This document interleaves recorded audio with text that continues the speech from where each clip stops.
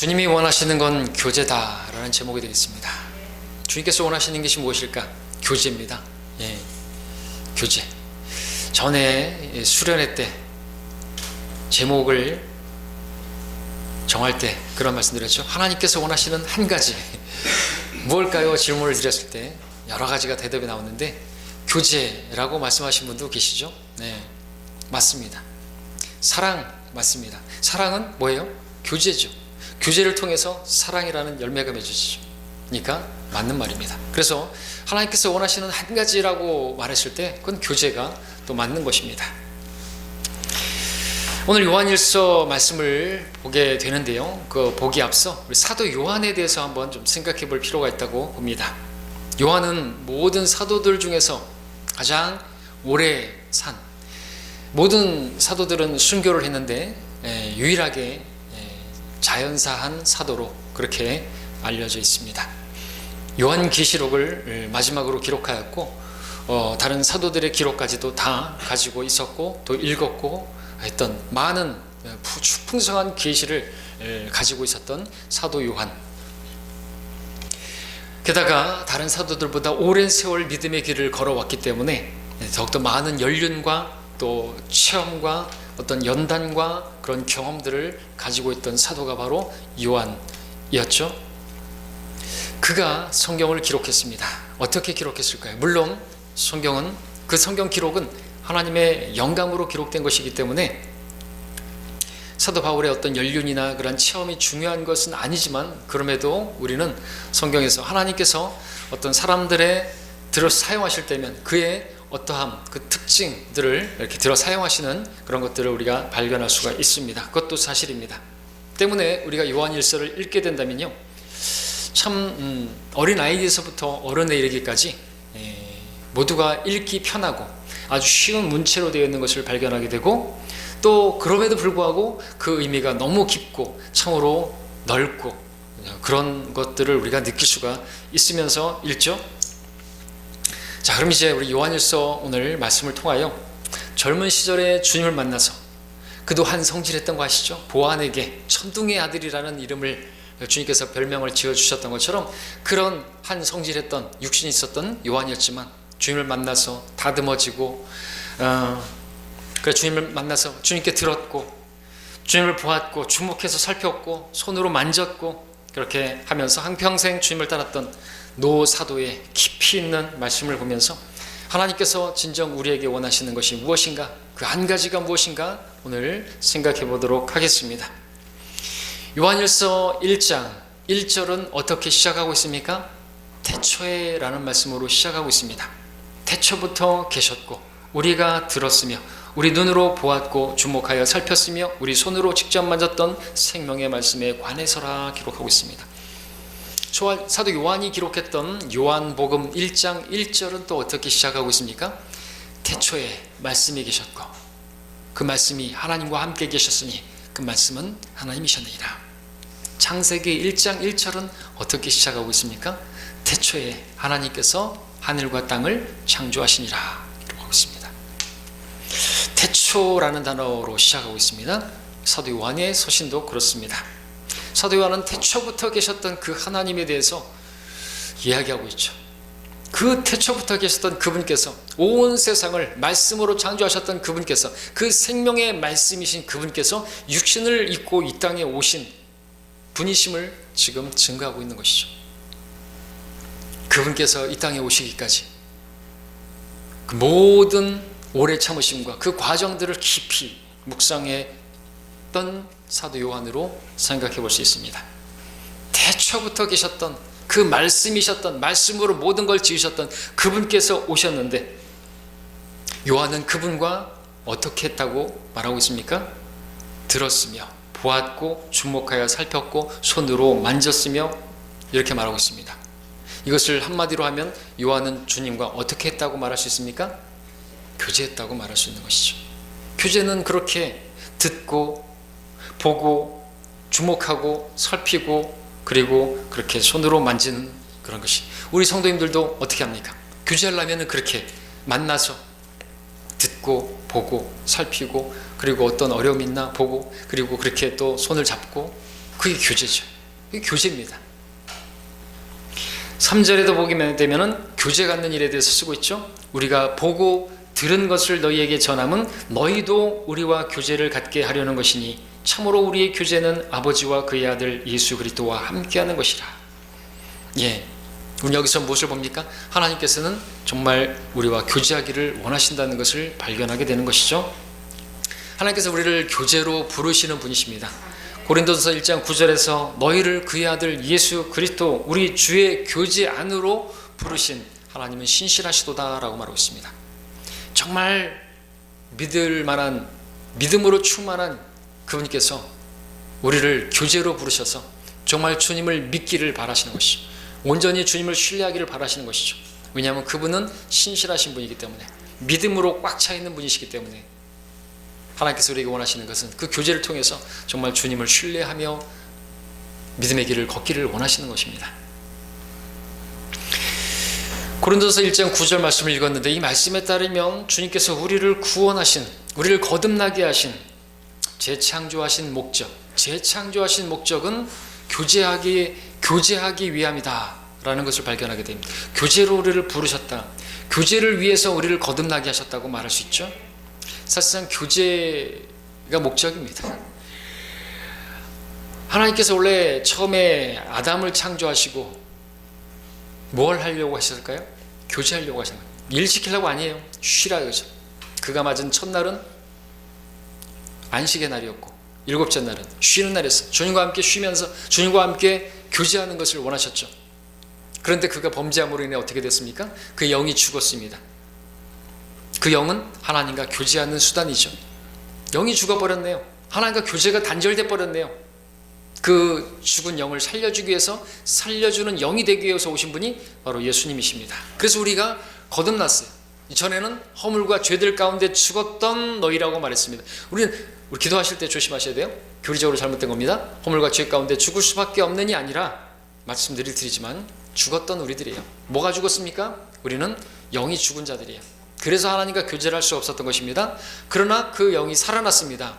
영이 없는 몸이 죽은 것 같이, 영이 없는 몸이 죽은 것 같이, 죽은 것이, 그 사람들은 반응을 못하는 것입니다. 복음을 전해도 반응을 못하는 것이에요. 그래도 하나님께서 은혜를 베푸셔서 우리가 반응했고 우리가 구원을 받았지만, 그래서 우리가 알게 되는 거죠. 하나님께서 우리를 구원하신 목적은 교제에 있구나. 단지 나 지옥 가지 않게 하시려고 거기 있는 것이 아니라 교제하기를 원하셔서 나를 부르시고 나를 구원하신 것이구나. 그래서 우리가 이 시간에도 주님과 교제하고 있는 것이죠.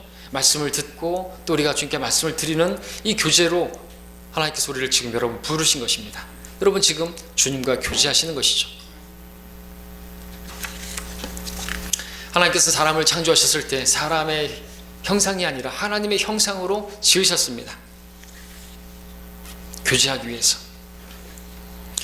그렇게 교제하기 원하셔서 모든 것들을 아름답게 지으시고, 하나님께서 정말 보시기에 좋았던 너무나 좋은 그런 환경을 만드시고,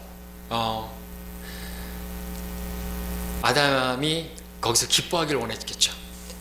그죠? 하나님께서 보시니 너무나 좋았어요. 너무나 기쁜 거죠. 근데 그걸 보면서 기뻐하기를 바라시는 것이 아니라 하나님께서는 아담이 하나님과 교제하면서 기뻐하기를 원하셨겠죠. 맞죠? 왜냐하면 오늘 본문 말씀에 보면은 요한일서 1장 4절에서 보면, 이는 너희에게 이런 것들을 쓰면 너희의 기쁨이 충만하게 하려는 것이라 말씀하고 있기 때문이죠. 진정한 기쁨은 그런 것에 있는 게 아니죠. 우리가 산에 오늘같이 우리 형제님 기도하신 것처럼 벚꽃 놀이 가고, 그래서 아름다운 거 보고, 하나님께서 창조하신 것, 물론 타락해가지고 지금 가시와 엉겅퀴가 있고 장미꽃에 가시가 있고 하지만, 그럼에도 하나님의 어떤 놀라우심, 정말 그 솜씨를 우리가 보고 찬양하고, 믿지 않는 사람들은 찬양도 안 하고 그러지만 우리가 그런 걸 보면서 그렇게 할 수도 있죠. 우리가 근데 그리스도인이 그런 거 볼 수 있지만, 주일에 우리가 여기 있는 이유가 뭡니까? 거기에 진정한 기쁨이 있는 게 아니잖아요. 그런 거 본다고 해서, 그런 거 보면서 우리는 그리스도인들이 어떤 걸 생각합니까? 정말 바람이 확 부니까 다 떨어져 버리고 아름답게 피는 것 잠시 있다가 사라져 버리는 그런 우리 풀의 꽃과 같은 영광을 보게 되면서, 참 인생은 더덥구나, 풀은 마르고 꽃은 지고, 그래서 하나님의 뜻을 행하는 우리는 영원히 거하고 하나님의 뜻을 행한 그 일들만은 영원히 남는다는 것을 배우게 되기 때문에 우리는 하나님의 뜻을 행하기 위해서 이 자리에 있는 것이죠. 하나님의 말씀을 듣고 주여 무엇을 원합니까? 주님의 뜻이 무엇입니까? 나를 향해서 바라시는 것이 무엇입니까? 여러분, 그 주님의 뜻을 위해서 이 자리에 앉아 계신 거잖아요. 말씀을 듣고 내가 기쁘기 위해서 새로운 거 듣기 위해서 앉아 있는 게 아니지 않습니까? 내 마음이 변화를 받아서 세상으로 향했던 내 마음이 돌이켜져서 주님께 향하기 위해서 나를 드리기 위해서 그렇게 여러분들 예배 드리고 있는 거 맞죠? 하나님께서 여러분에게 원하시는 것이 있습니다. 그건 교제고요. 근데 그 교제를 통해서 여러분에게 주시고자 하시는 것은요, 기쁨입니다. 진정한 기쁨은 하나님과 교제하는 데 있기 때문에 그렇습니다. 우리가 하나님과 교제하게 된다면 그 증거로 기쁨이 충만하게 될 것입니다. 그렇다면 오늘 저와 여러분에게 기쁨이 없다면 그것은 무엇을 말하나요? 하나님과 교제가 문제가 있다는 것을 말하는 것이겠죠. 왜 나의 삶이 이렇게 재미가 없고 무미건조하고 나아가 힘들고 짜증만 나고 그런 것일까요? 돈이 부족해서 그럴까요? 통장에 잔액이 부족해서 그럴까요? 환경이 너무나도 안 좋아서 그럴까요? 주위 사람들이 나를 알아주지 않아서 그럴까요? 주위 사람들이 나를 힘들게 해서 그럴 수도 있습니다. 그러나 그보다 더 분명하고 확실한 이유는 다른 데 있지 않고 주님과의 교제가 막혀 있다든지 주님과 교제하지 않고 있기 때문에 기쁨이 없는 것이죠. 주님과 교제하게 되면 우리는 어떤 상황에서도 하박국이 이야기했던 것처럼 무화과 나무가 열매가 없고 외양간에 소떼가 없고 다 망했어도 나는 기뻐하노라 말할 수 항상 기뻐할 수가 있는 거 아닙니까? 자, 오늘 이 시간에 다시 한번 우리가 말씀이신 주님을 통해서 기쁨을 교제를 통해서 말씀으로 교제함을 통해서 기쁨을 누리게 되기를 원합니다. 오늘 이 시간에 다시 한번 우리의 생명 되시는 주님을 만나서 교제함으로 충만한 기쁨이 무엇인지를 회복하게 되기를 원합니다. 자, 요한은 예수님을 표현하면서 생명이라는 단어를 많이 사용하고 있습니다. 1절 하반절에서는 우리 손으로 직접 만졌던 생명의 말씀에 관해서라. 2절에서 그 생명이 나타나심에 우리가 보았고 증거하였으며 너희에게 영원한 생명을 보여주었으니 그 생명은 아버지와 함께 계셨으며 우리에게 나타나셨느니라. 예수님을 생명이라 그렇게 표현하고 있습니다. 여기에 나온 영원한 생명이 나오고 있습니다. 영원한 생명, 그래서 우리에게 주셨습니다. 단순하게 지옥에 갈 우리의 운명이 하늘나라로 옮겨진 것만을 의미하는 그런 의미는 아니죠. 영원한 생명이라고 하는 것은 길이의 문제가 아니죠. 늘 말씀드렸던 것처럼 질의 문제겠죠. 구원받지 않은 사람들도 영원히 삽니다. 어디에서요? 그것은 영원토록 무궁토록 불도 꺼지지 않고 그곳에서 영원히 살아요. 이거는 길이의 문제가 아닙니다. 질의 문제죠. 영원한 생명이라고 하는 것은 우리의 70, 80년 짧은 인생이 끝없이 길어졌다는 그런 것만을 의미하는 것은 아닌 것이죠. 그보다는 사람이 영원하신 하나님과 교제함을 통해서 누리게 되는 풍성한 생명을 말하는 것이겠죠.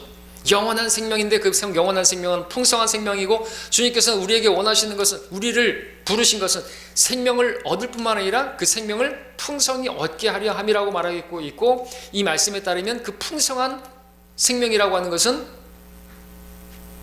기쁨이 풍성한 것이죠. 그리고 그것은 교제를 통해서인 것이죠. 교제함으로써 누리게 되는 기쁨과 즐거움, 그것이 진짜 생명이죠. 살아있지만 사는 게 아닌 그 삶이 어떤 삶입니까? 기쁨이 없는 삶이고 즐거움이 없는 삶은 살아도 사는 게 아니지 않습니까? 쾌락 속에 사는 여인은 살아있는 게 아니죠. 죽은 것이나 마찬가지죠. 거기는 진정한 만족이 없기 때문에. 사마리아 여인이 계속해서 우물가에서 물을 길어서 물을 마시지만 거기에 만족이 있는 게 아니었죠.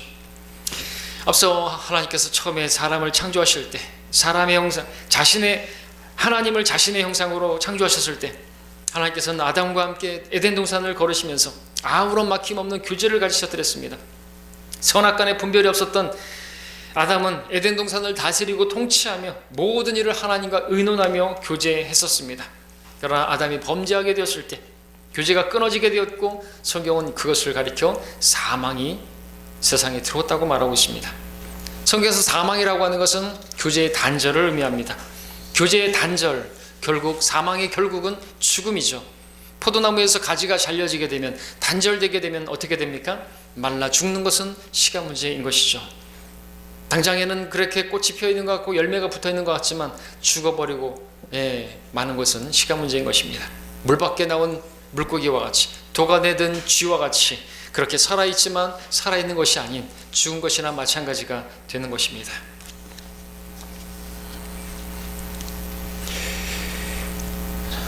자, 믿지 않는 사람들은 왜 이 자리에 없는 것입니까? 왜 하나님과 교제하지 않는 것입니까? 교제하는 이 자리에 없는 것입니까? 영이 없기 때문입니다.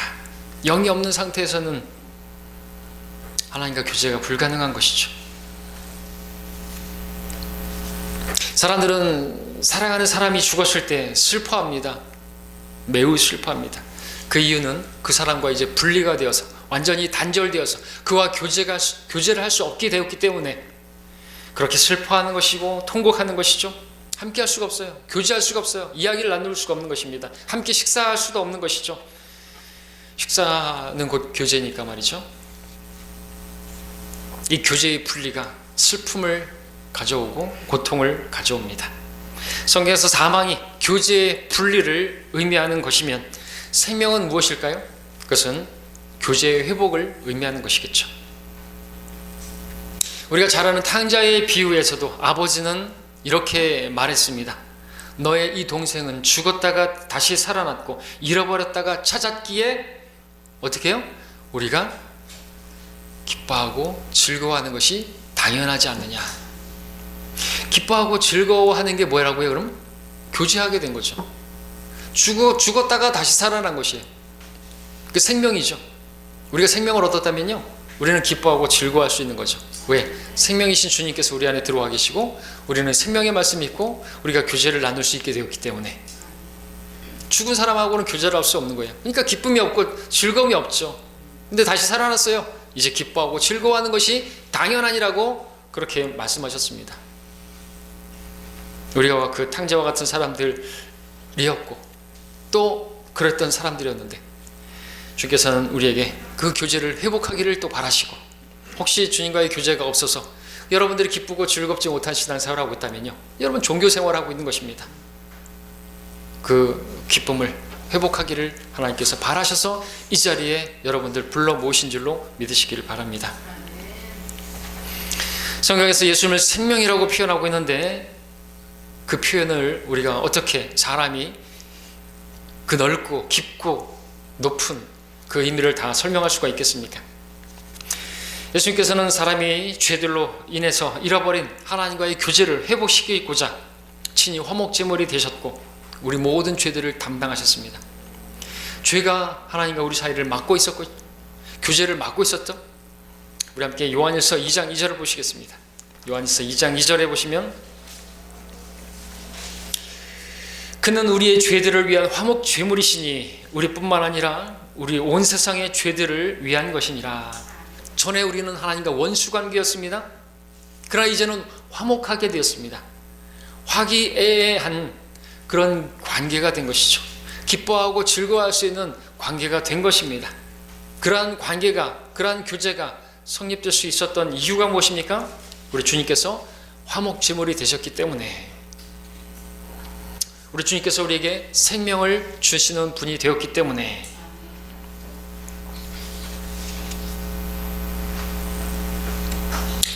죄로 인해서 분리되었던 하나님과 우리의 교제가 구원받을 때 시작되었습니다. 여러분, 구원받았을 때 그 기쁨은 말할 수 없죠. 우리 찬양들이 있지 않습니까? 우리 받은 그 기쁨을, 여러 많은 찬양들이 우리에게 기쁨을 이야기하고 있습니다. 구원의 기쁨. 그러나 구원받을 때만 그 기쁨이 있고 말아버리는 것이 아닌 것이죠.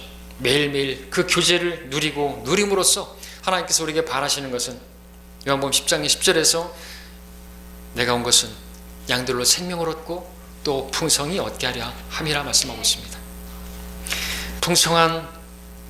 풍성히 얻게 하려니라, 풍성한 기쁨을 얻게 하려 함이라 같은 말인 것이죠. 그 목적으로 자신의 생명을 우리를 위해서 내어주셨습니다.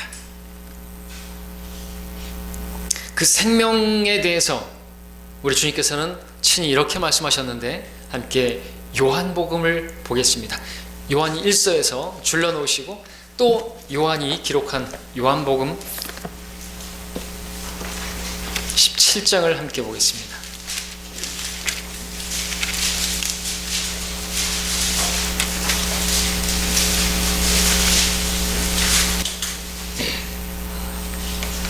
우리 한 목소리로 읽겠습니다. 요한복음 17장 3절, 17장 3절입니다. 한 목소리로 읽죠. 시작. 영생은 이것이니 곧 사람들이 유일하시고 참 하나님이신 아버지와 아버지께서 보내신 예수 그리스도를 아는 것이옵니다. 아멘. 주님께서 주시고자 하시는 영생, 영원한 생명은 무엇입니까? 아버지와 아들과 함께 교제함으로써 그분을 아는 것이라고, 그것이 영생이라고, 영생은 이것이니 그분을 아는 것이라 말씀하고 있죠. 여기서 그 아는 것은 단순한 지식을 아는 것을 말하는 건 아니겠죠. 예수 믿지 않는 학자들도 예수님에 대해서 아는 것 되게 많습니다. 가르칠 수 있을 정도로 많이 압니다. 그러나 그들은 예수님에 대하여, 예수님에 관하여 알지는 모르겠지만 예수님을 아는 것은 아닌 것이죠. 여러분들도 그럴 수 있습니다. 우리가 성경에 대해서 많이 알 수는 있습니다. 그러나 예수님은 모를 수가 있어요. 고린도 교회는 성령의 은사는 아주 많았다고 기록하고 있습니다. 그러나 성령의 열매는 전혀 맺히지 못했어요. 사랑, 하나님은 사랑이시라, 사랑이 없어요. 사랑이 없으면 아무것도 아니에요. 사랑이 없으면 아무것도 아니다. 사랑이 없으면 아무것도 아니라고 말을 할 정도로 주님을 모르고 그냥 육신으로 예수님을 알았다고 했죠. 우리가 더 이상 그리스도를 그렇게 알아서는 안 된다고 말을 할 수밖에 없었던 고린도 성도들처럼 그런 우리가 되어서는 안 될 것입니다. 영생은 참 하나님이시며 그분의 아들 예수 그리스도를 아는 것이라. 이 말씀에서 안다라는 단어 요한 1서에서도 쓰고 있는데 단순한 알미 아니라 친밀하게 교제해서 아는 알을 말하는 것이겠죠. 어느 정도로 친밀하게 교제해서 아는 알미인가? 그것은 마치 부부가 그렇게 함께하면서 그렇게 친밀하게 교제하면서 아는 알미라고 말할 수가 있겠죠.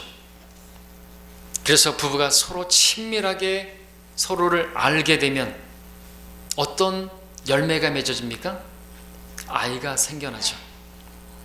아이가 생겨나는 것은 그러한 친밀한 교제를 통해서 그런 것입니다. 부부가 함께 손을 잡고 잠자리를 가지면 창세기 4장 1절에서 그걸 말씀하고 있기 때문에 그렇죠. 아담이 자기 아내 이브를 뭐라고요? 알았더니 아이를 낳네요. 그래서 안다는 말은 그냥 머리로 아는 거 아니라 그와 같은 그런 관계를 말하는 것입니다. 저와 여러분도 주님을 친밀히 알면 어떻게 될까요? 열매가 맺혀지겠죠. 열매가 맺혀지겠죠. 아담이 이브를 만나서 알았더니 열매가 맺혀졌잖아요. 우리 함께 로마서 7장 4절을 보겠습니다. 로마서 7장 4절.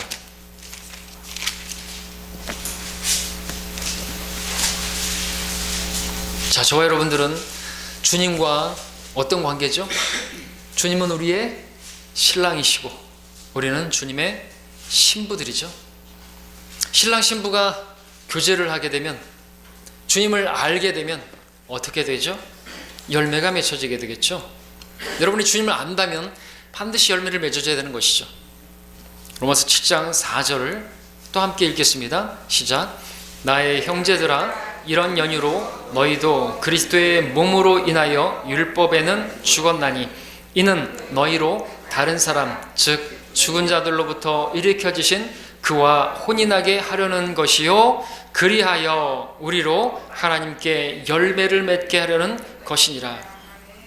혼인을 했으면 그 부모님들은 그 자녀에게서 무엇을 기대해요? 자식 아직 없니? 그렇게 묻지 않습니까? 애는 언제 생겨? 하나님께서도 그러신다는 것이죠. 우리가 주님과 결혼을 했어요. 열매가 있어야죠. 주님께서는 열매를 원하시는 것입니다. 열매를 맺으려면 무엇을 해야 합니까? 주님을 알아야 한다고 말하고 있습니다. 주님을 알아야 한다고. 머리로가 아니라 인격적으로 주님을 만나야 한다는 것이죠. 이 시간에 예배를 통하여 여러분들 그냥 뭐 새로운 걸 배우는 걸 하나님께서 바라지 않습니다. 주님 만나길 바라십니다.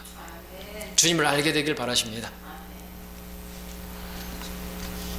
주님을 안다는 건 그분과 친밀한 교제를 갖는 걸 말하는 것이죠. 1 더하기 1, 2 더하기 2 이 공식을 아는 게 아니에요. 우리 세대적 진리 중요합니다만 그거 안다고 해서 열매를 맺는 게 아니죠. 머리로 아는 사람, 이 지식이 대단한데 고린도 교회에 지식 많았습니다. 지식에 있어서 부유하다고 들었습니다. 그런데 어떻게 그렇게 교만해질 수가 있는 것인가요? 그런 지식이 될 것 같으면 차라리 없는 게 오히려 해악 같아 보여요. 늘 말씀드리지만 그러나 여러분들 하나님께서 원하시는 것은 그 진리의 지식에 이르기를 원하십니다. 근데 그것은 정말 하나님을 아는 지식으로 그렇게 나가기를 원하죠. 그 지식 안에서 우리가 잘하게 되기를 바라시지 그 지식을 가지고 교만하되기를 바라는 것이 원치 않으십니다.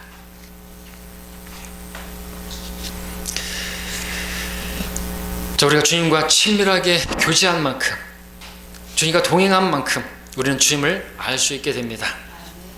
그러므로 주님과 친밀한 교제를 나눔으로써 더욱 주님을 충만히 알아가는, 그래서 충만한 기쁨을 누리는 우리가 되기를 바랍니다. 자, 그렇다면 이제 주님과 교제하게 되면 열매를 맺는다고 했는데 그 열매는 어떤 열매인가? 우리 요한일서로 다시 가서 보겠습니다. 요한일서 3장입니다. 3장 14절 15절입니다.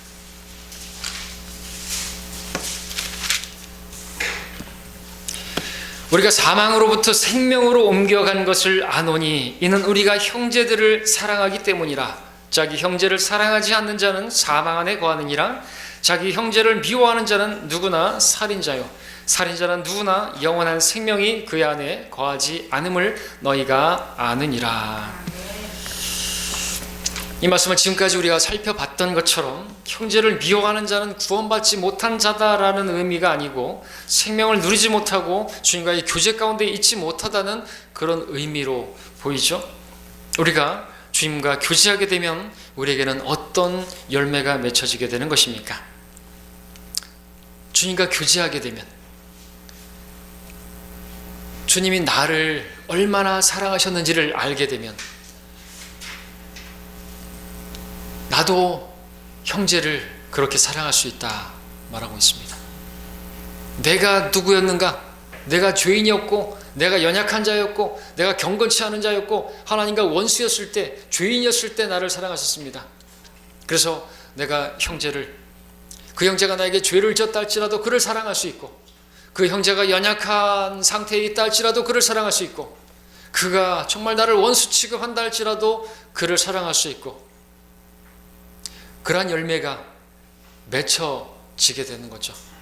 그런 열매를 맺어 하나님께서 영광을 받으시기를 바라셔서 하나님께서 우리에게 원하시는 것은 하나님과 교제하는 것입니다. 교제를 통해서 그 열매가 맺어지기를 바라신다는 거죠. 이 시간 예배를 통해서, 이 교제를 통해서 여러분들이 그렇게 되기를 바라신다는 것이죠. 저 자매가, 저 형제가 나를 정말로 미워하고 나를 험담하고 나를 정말로 그렇게 원수처럼 여긴다 할지라도 그래도 그렇게 사랑하기를 바라신다는 것이죠. 그러지 못한다는 것은 무엇을 의미합니까? 주님과 교제 가운데 있지 못하다는 것을 증명하는 것입니다. 이것을 빼박이라고 하죠. 빼도 박도 못하는 거예요. 변명할 수가 없어요. 우리는 그걸 인정할 수 있어야 됩니다. 주님과 교제하지 않고 있기 때문에, 교제에 문제가 있기 때문에 내가 사랑하지 못하는 거예요. 주님과 교제하게 되면 주님이 나를 사랑하신 것처럼 사랑할 수 있습니다. 주님께서 나에게 평안을 주신 것처럼 정말 나도 다른 사람에게 평안을 끼칠 수 있습니다. 주님께서 나에게 기쁨을 주신 것처럼 나도 그에게 기쁨을 줄 수 있는 사람이 될 수가 있습니다. 주님께서 나를 선하게 대한 것처럼 나도 그를 선하게 대할 수 있고, 주님께서 나에게 그렇게 오래 참아주신 것처럼 그렇게 나도 형제에 대해서 오래 참아줄 수 있고, 그럴 수 있다는 것이죠. 주님께서 나에게 정말 친절하게 대해주신 것처럼 나도 그렇게 친절하게 대할 수 있고요. 주님께서 나에게 오래 참아주고 나에게 절제해 주신 것처럼 나도 그를 향해서 절제할 수 있고요. 내 욱하는 성질로 그렇게 대하지 않을 수가 있고요. 지금까지 말씀드렸던 이와 같은 사랑과 기쁨과 화평과 오래 참음과 친절과 선함과 믿음과 온유와 절제와 같은 이러한 것들이 무엇이죠? 성령의 열매이죠. 이 성령의 열매를 우리가 어떻게 할 때 맺을 수가 있다고 말하고 있습니까? 주님과 교제하게 될 때 맺을 수 있다는 거죠.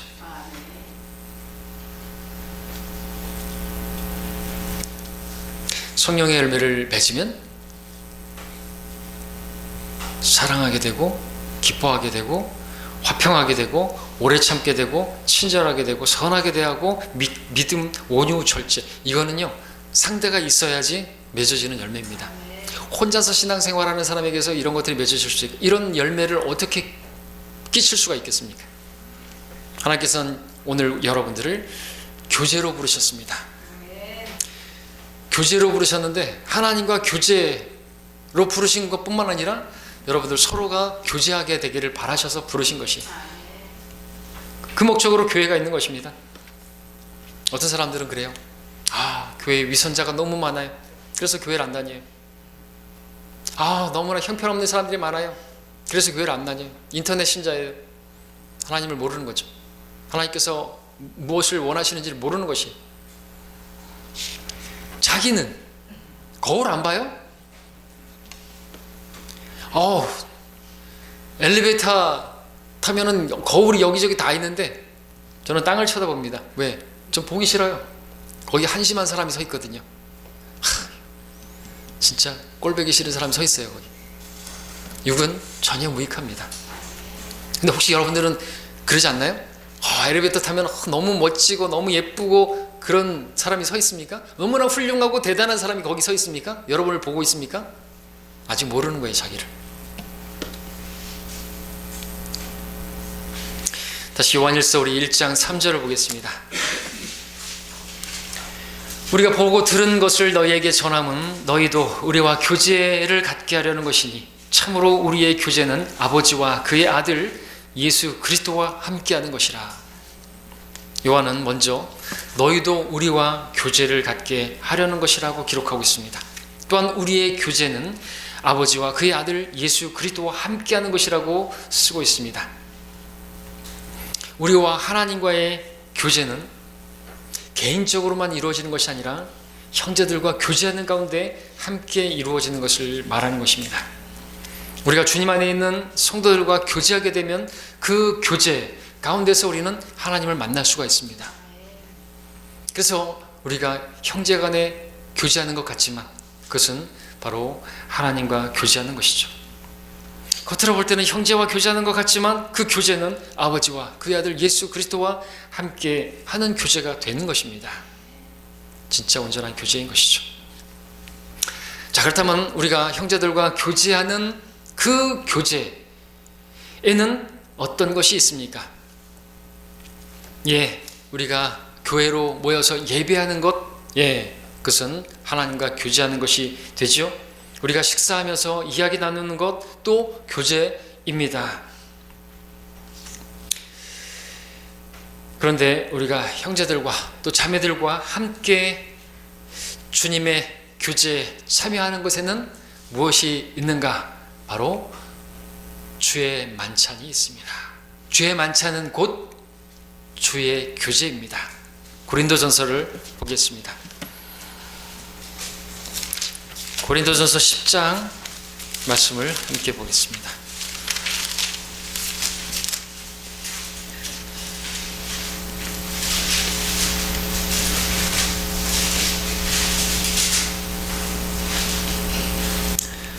(10장 16절) 고린도전서 10장 16절. 우리가 축복하는 이 축복의 잔은 그리스도의 피의 교제가 아니며 우리가 떼는 이 빵은 그리스도의 몸의 교제가 아니냐.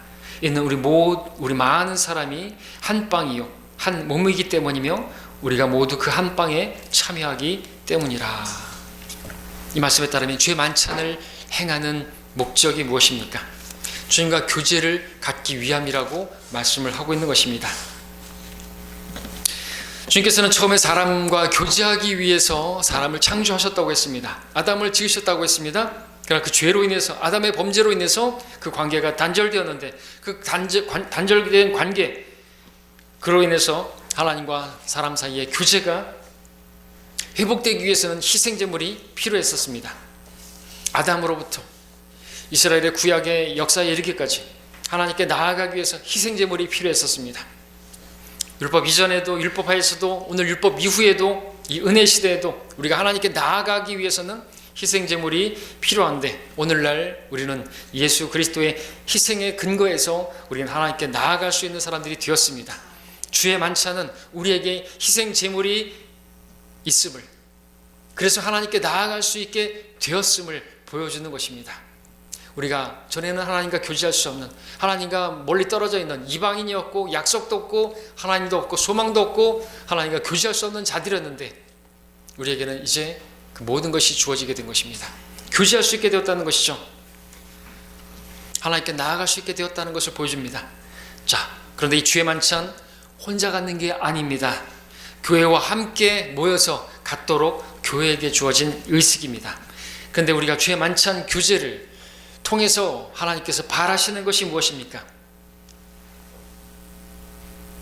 물론 이 말씀을 통해서 우리가 한 빵이요, 우리가 정말 한 지체임을, 우리가 하나임을, 그래서 서로 하나 되어지고 서로 사랑하는 것을 하나님께서 바라시는 것이겠죠. 그런데 그 앞서 하나님께서 바라시는 것은 주의 만찬을 통해서 주님과 교제를 갖기를 원하시는 것이죠. 이 만찬이 곧 교제라고 했으니까 주의 교제에 참여하는 것입니다. 그 교제를 통해서 하나님께서 바라시는 게 뭘까요? 아까 말씀드렸던 주님을 아는 것이죠. 특별히 주님께서 왜 죽으셨는지를 다시 한번 알게 되기를 바라시는 것입니다. 그 아는, 주님께서 왜 십자가를 지셨는지, 왜 그렇게 몸을 찢으셨는지, 왜 그렇게 피를 흘리셨는지 우리가 진짜로 알기를 바라시는 것이죠. 그 아는 것을 통해서 열매가 맺어지기를 바라는 것입니다. 그 열매는 사랑으로 하나 되는 열매인 것입니다.